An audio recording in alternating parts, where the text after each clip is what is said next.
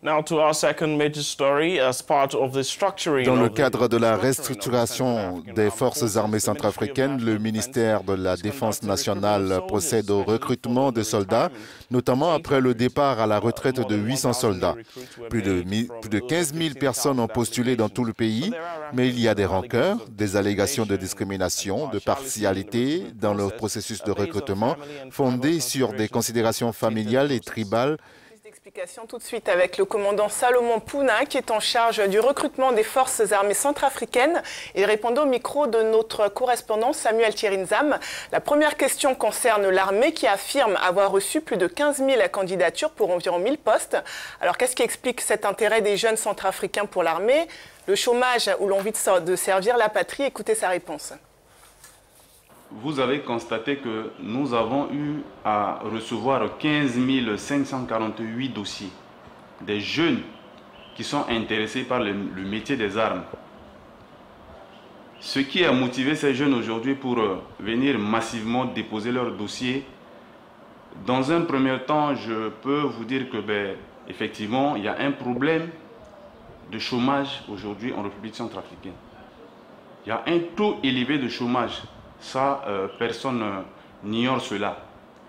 Et aussi, j'en profite, n'est-ce pas, de ce micro pour féliciter les jeunes centrafricains qui sont venus massivement aujourd'hui pour déposer leurs dossiers. Cela explique que ces jeunes-là sont derrière leur armée. Ces jeunes-là ont vraiment la volonté de servir l'armée centrafricaine. Ces jeunes-là sont derrière les forces armées centrafricaines. Voilà justement ce qui a motivé ces jeunes.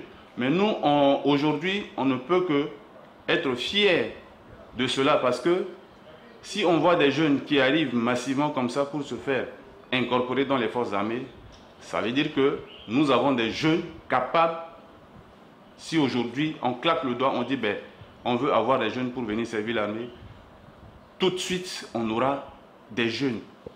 Donc, pour moi, c'est un plaisir de voir ces jeunes qui sont venus massivement pour se faire enregistrer afin d'être incorporés dans les forces armées centrafricaines.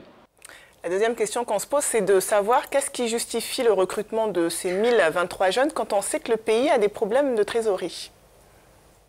Je pense que le processus DDR, c'est un processus à part. Aujourd'hui, la volonté politique veut à ce que l'armée centrafricaine puisse recruter des jeunes conformément au plan national de défense élaboré, approuvé et signé par le chef de l'État. Ce plan national de programme a défini des lignes que le commandement militaire doit suivre pour intégrer, pour recruter les jeunes centrafricains dans les forces armées centrafricaines. La question du DDR, c'est vrai, quand ces jeunes-là vont être intégrés dans les forces armées centrafricaines, ils vont se croiser avec ceux qui ont été recrutés conformément au plan national de défense pour faire le même travail. Ce qui explique, puisque le DDR, c'est un processus, comme je le disais tout à l'heure, à part, bien évidemment, c'est une machine qui a été mise en branle depuis, je ne sais pas, presque 6 mois aujourd'hui. On a déjà un premier contingent qui ont suivi une formation, qui sont actuellement en formation interne au niveau des FACA. Je crois avec un effectif de 232 qu'on a eu déjà à intégrer. Et maintenant le recrutement de 1023 jeunes viendra s'ajouter à cela, puisque le plan national de défense a donné un quota de maintenant jusqu'en 2023 de recruter 1300. Enfin, de nombreux candidats ont dénoncé le fait que le recrutement se faisait sur des bases ethniques et familiales. Écoutez la réponse du commandant. À cette question, je vais répondre pour dire non. Non, pourquoi? Parce que vous avez vu le recrutement qui se fait actuellement, mais c'est répandu sur toute l'étendue du territoire. Nous avons nos équipes mobiles qui sont déployées sur toute l'étendue du territoire. Les 16 préfectures de la RCA les 8 arrondissements de Bangui ainsi que Bimbo et Begwa.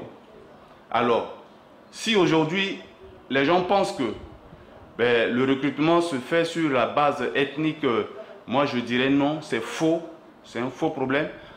Aujourd'hui, vous allez à Birao, vous allez retrouver une équipe mobile de recrutement qui est sur place là-bas en train de recruter les gens de Birao. Vous allez à Ndélé, pareil. Bon, c'est vrai qu'à Ndélé, il y a un petit problème. Hein, ça, c'est au niveau politique, ils sont en train de régler. Mais comme je l'ai dit, dans toutes les préfectures de la RCA, aujourd'hui, il y a des recrutements qui se font. Donc, que personne ne nous trompe que le recrutement se fasse sur la base ethnique, ça, c'est un faux problème. Le recrutement qui se fasse actuellement, selon la volonté politique, tout se passe dans l'ordre. Et vous allez voir, quand le résultat va sortir bientôt, parce que ceux qui sont partis en province, qui sont recrutés, il y a certains même qui ont déjà fini leurs épreuves, ils sont en route en train de rentrer en Bangui, ils vont amener leurs résultats.